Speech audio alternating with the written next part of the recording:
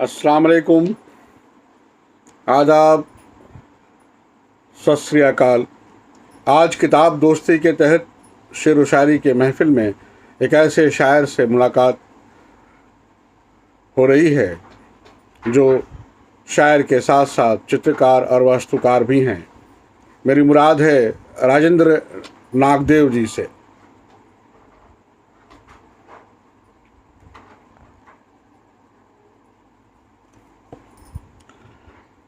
जन्म उज्जैन 8/8/1941। प्रारंभिक शिक्षा उज्जैन में sir J college of architecture Mumbai में वास्तुकला का अध्ययन। 1966 में वास्तुकला में स्नातक उपाधि और 2001 में केंद्रीय पुनः विभाग से वरिष्ठ वास्तुकार पद से सेवानिवृत्त। संप्रति स्वतंत्र लेखन बचपन से। पहली रचना 1956 में प्रकाशित। छात्र जीवन में मध्य प्रदेश से प्रकाशित होने वाली पत्रिकाओं में रचनाएं प्रकाशित एवं आकाशवाणी इंदौर भोपाल से प्रसारित हुई। 7वें-8वें दशक में हिंदी व अंग्रेजी पत्र पत्रिकाओं में लेख, कहानियां व कविताएं प्रकाशित। कालांतर में सृजन मुख्यतः कविताओं पर केंद्रित। चित्रकला में रुचि। राज्य स्तरीय एवं अखिल भारतीय प्रदर्शनियों में चित्र प्रदर्शित और पुरस्कृत।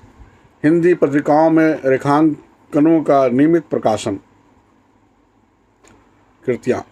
काव्य संग्रह। सदी के इन अंतिम दिनों में 1999। एक पत्ता थरथराता रहा 1999। गूंगी घंटियाँ 2002।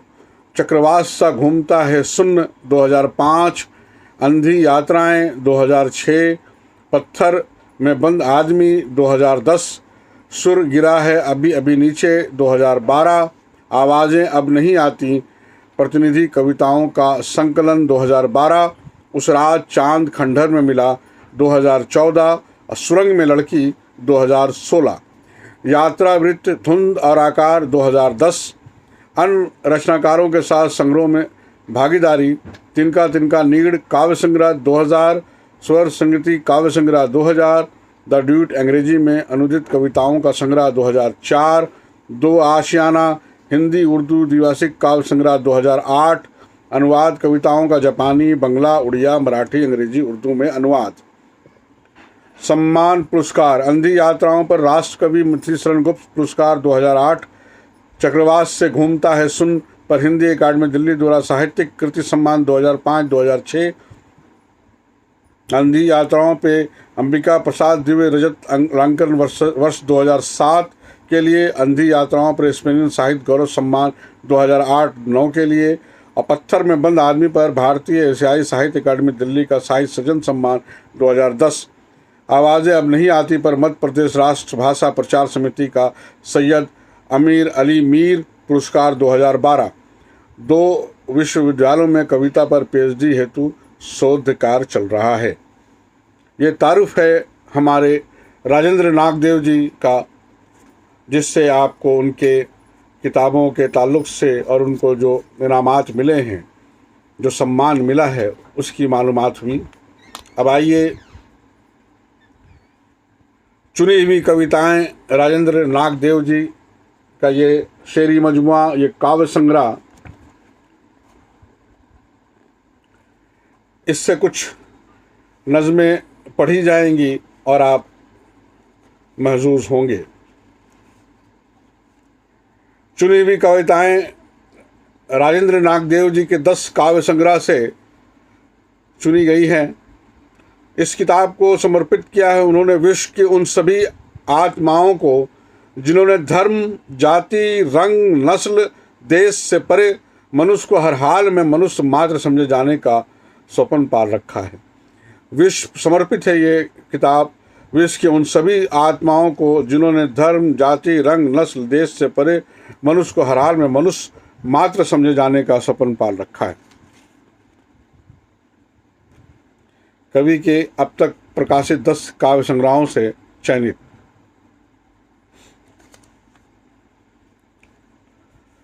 एक नज़्म पेश खिदमत है। नज़्म का उन्वान है जंग। हम जी लिए बीती हुई ज़िंदगी को इस तरह जिस तरह भी वो बीती, कभी बादलों की तरह धार धार रोते, कभी हंसते हुए फूलों की तरह, हालांकि वो हंसना बहुत कठिन होता था, असंभव सा, किंतु असंभव को अक्सर बदलते रहे संभव में। पीते रहे पीड़ा, क्योंकि पीने के लिए कुछ अन्न बहुत कम था हमारे पास।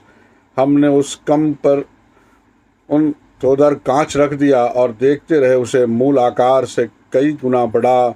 यद्यपि जानते थे हम वो आकार संकीर्ण होकर मूल परिणामों में समा जाएगा। कांच हटते ही फिर भी गालिब को याद करते हुए दिल को बहलाते रहे। हम हंसते रहे अपने सुखों की कब्र पर बैठकर। फिर भी गालिब को याद करते हुए दिल को बहलाते रहे। हम हंसते रहे अपने सुखों की कब्र पर बैठकर। कितना मुश्किल था अंधेरे सुनसान शमशान में जलती चिताओं के पास बैठकर हंसना।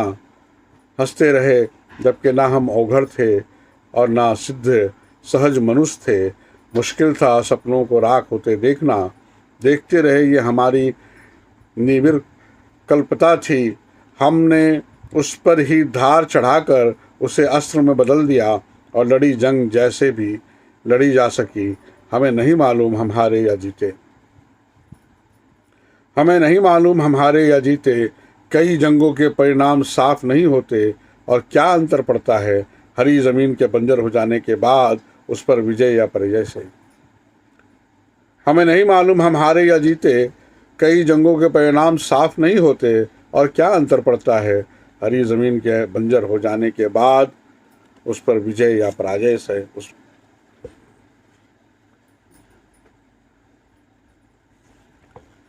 बीच संवाद में दूसरी कविता, दूसरी नज्म। पुराना था मित्र मगर इतना शिष्टाचार भी नहीं निभा सका कि वो कह देता जा रहा हूँ। बीच संवाद में ही उठकर चला गया, जैसे जाने से बस उसी का संबंध हो। पुराना था मित्र मगर इतना शिष्टाचार भी नहीं निभा सका कि कह देता जा रहा हूँ। बीच संवाद में ही उठकर चला गया, जैसे जाने से बस उसी का संबंध हो। बहुत से धागे टूट जाते हैं किसी के चले जाने से अचानक। वो भूल गया, चुना भी उसने वो रास्ता जिस पर किसी के लिए यू टर्न नहीं होता। पाताल में गया, किसी ग्रह पर चला गया, अंतरिक्ष में भटक गया, कहाँ गया। घुल गया धुंध में लुप्त होते रास्ते के साथ, आखिर गया कहाँ। उसे बताना है कप में छूट गई काफ़ी ठंडी हो गई है। उसे बताना है कप में छूट गई काफ़ी ठंडी हो गई है। मेज पर उसकी अधूरी गज़लों के पन्ने बेचैनी से फड़फड़ा रहे हैं। कहाँ होगा इस समय। किस पते पर लिखूं खत। नहीं, कुछ नहीं लिखूंगा। हो सकता है इस समय अपनी बिटिया के कंधे पर स्नेहिल हाथ रख पूछ रहा हो, बेटी चट्टान से उस दिन जब तू फिसली थी और नदी में बह गई थी निर्जीव, उसके बाद 27 लंबे वर्ष तूने अकेले कहाँ किस तरह बिताए। तूने अकेले कहाँ किस तरह बिताए। चुनी हुई कविताएं राजेंद्र नागदेव जी के संग्रह से एक और कविता, एक और नज्म आपके हवाले। दंगे के बाद। आग बुझ जाने के बाद खामोश हैं बस्तियाँ। कुछ मनुष्यों, कुछ चौपायों के भुने हुए अंग चौराहे पर खाए जाने की प्रतीक्षा कर रहे हैं चुपचाप। गिद्धों के पास समय नहीं है अभी, बहुत व्यस्त हैं वो आज। लुटेरे के घर में जमा है किसी की उतनी दुकान जितनी जलने से बच गई थी। हत्यारा घर के पिछवाड़े तलवार को धो पोंछ कर चमका रहा है। उसने तलवार पर कल के लिए लिख दिया है एक बच्चे का नाम, उस बच्चे का जिसकी थकी हुई आवाज़ खामोशी को हिलाती हुई रह रह कर आ जाती है। वो बुला रहा है बहुत देर से पड़ोस के घर में अपनी मरी हुई माँ को। हत्यारा खूब अच्छी तरह चमका रहा है तलवार पर बच्चे का नाम।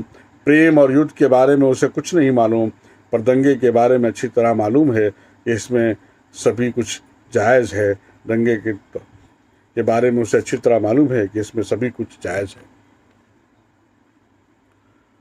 वो जो एक सफ़ेद कबूतर था, कोई कारण नहीं कि मरे हुए कबूतर को कोई याद करे। मैं फिर भी अक्सर उस सफ़ेद कबूतर को याद करता हूँ। मैं अब भी उस सफ़ेद कबूतर को सहलाता हूँ सुन्न में। उसके पंख मेरे सपनों में अब भी आते हैं। धीरे धीरे चीरते हुए, धीरे धीरे कि कोई आघात न लगे मेरी नींद को, वैसे ही धीरे धीरे जैसे उड़ा करता था वो आकाश में। उन दिनों जब उसे उड़ने दिया गया, उन दिनों आदमी को आदमी से जब सरोकार था, जब मिसाइलें इस सदी की तरह वृत्ताकार घूमती सारे आकाश में, ढूंढा नहीं करती थी सफ़ेद कबूतर को। किसी को अब कबूतर की याद नहीं, किसी को अब कबूतर की ज़रूरत भी नहीं। उसे सरहदों पर मारा गया, उसे पहाड़ों पर मारा गया, उसे जंगलों में मारा गया, उसे रेगिस्तानों में मारा गया।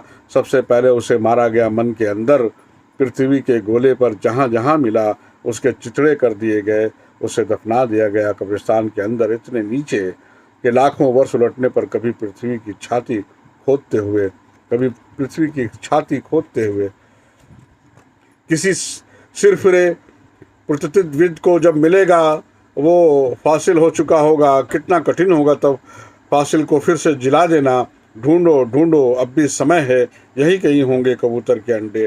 ढूंढो ढूंढो अब भी समय है, यही कहीं होंगे कबूतर के अंडे। ये थे राजेंद्र नागदेव जी, और चुनी हुई कविताओं से चंद नज़में मैंने पढ़ी।